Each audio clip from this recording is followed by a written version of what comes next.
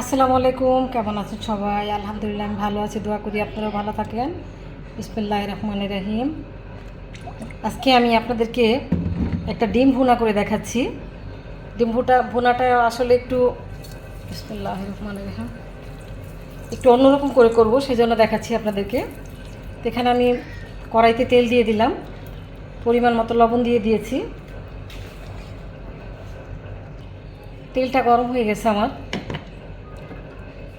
একটু সামান্য হলুদের পাউডার দিলাম।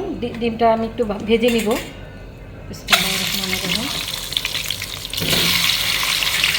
একটু লাল লাল করে ডিম ভুনা করবো আজকে।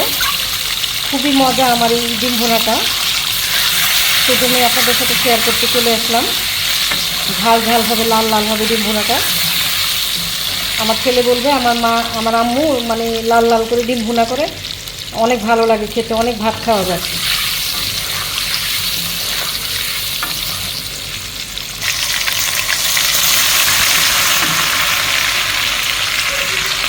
আদা রসুনের পেস্ট দিয়ে দিলাম। একটু আদা রসুনটা একটু ভেজে নিয়ে তারপরে মশলা দিয়ে দিব বাকি। দেখুন এখানে কিছু মশলা আমি এখানে দেবো বলে একটু পানিতে গুলিয়ে নিয়েছি, এটা আমি এখন ঢেলে দিচ্ছি।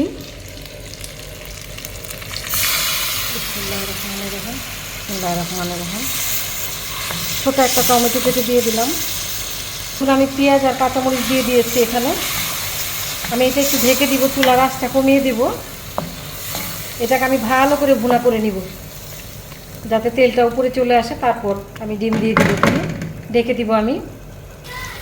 দেখুন মশলাটা ভুনা হয়ে গেছে আমার। আপনারা হয়তো অনেকেই ভাবছেন যে পেঁয়াজটা কেন আমি পরে দিয়েছি মশলায়। পেঁয়াজটা দেওয়ার কারণ এই জন্য, দেখেন পেঁয়াজটা একটু আস্তে আস্তে দেখা যাচ্ছে, সেজন্য পেঁয়াজটা আমি পরে দিয়েছি। কারণ আমরা এখানে যে পেঁয়াজটা খাই, বিসমিল্লাহির রহমানির রহিম, ডিমটা ঢেলে দিলাম।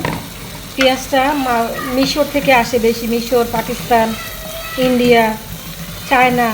তো অনেক সময় পেঁয়াজটা মানে দেখা গেছে একটু আগুনের তাপ পড়ার সাথে সাথেই পেঁয়াজটা গলে যায়। তো সেজন্যই আজকে মানে আমি পেঁয়াজটা এভাবে দিলাম, যাতে পেঁয়াজটা একটুখানি গলে না যায়, একটু আস্তে আস্তে থাকে। বিসমিল্লাহির রহমানির রহিম। সামান্য একটু পানি দিয়ে দিলাম, চুলার আঁচটা একটু বাড়িয়ে দিলাম।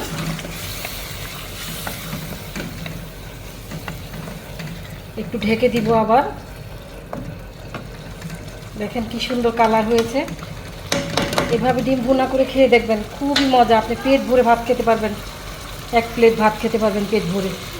এই ছিল আজকে আমার ছেলে মাঝে মাঝেই বলে আমার আম্মুর হাতের লাল লাল করে ডিম ভুনা মানে এক প্লেট ভাত খাওয়া যায়।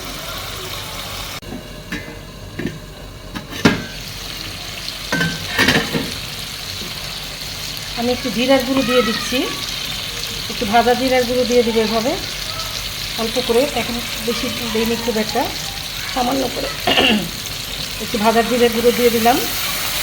জিরা গুঁড়োটা এটা ফ্লেভারটা আরও বেশি বাড়াবে, খেতে আরও বেশি ভালো লাগবে। এখন আমি একটু ধনেপাতা দিয়ে দিচ্ছি, ধনেপাতা কুচি করে রেখেছিলাম।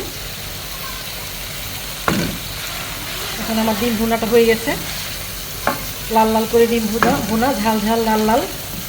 দেখেন আপনাদের যদি ভালো লাগে অবশ্যই লাইক দিবেন, শেয়ার করবেন আর কমেন্ট করে জানাবেন কেমন হলো।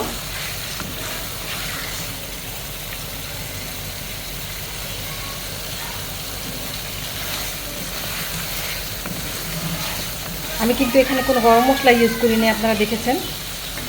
আদা রসুন হলুদ মরিচ ধনিয়া জিরা, একটু ভাজা জিরা নামানোর আগে দিয়েছি, বাস। এই এখানে কোনো বাড়তি মশলা আমি এখানে ইউজ করিনি, কোনো গরম মশলা ইউজ করিনি। এখানে আমার রান্নাটা শেষ হয়ে গেল। তো ভালো লাগলে অবশ্যই লাইক শেয়ার করে জানাবেন, কমেন্ট করে জানাবেন। চুলাটা বন্ধ করে দিলাম। ভালো থাকবেন সবাই, আল্লাহ হাফেজ, আসসালামু আলাইকুম।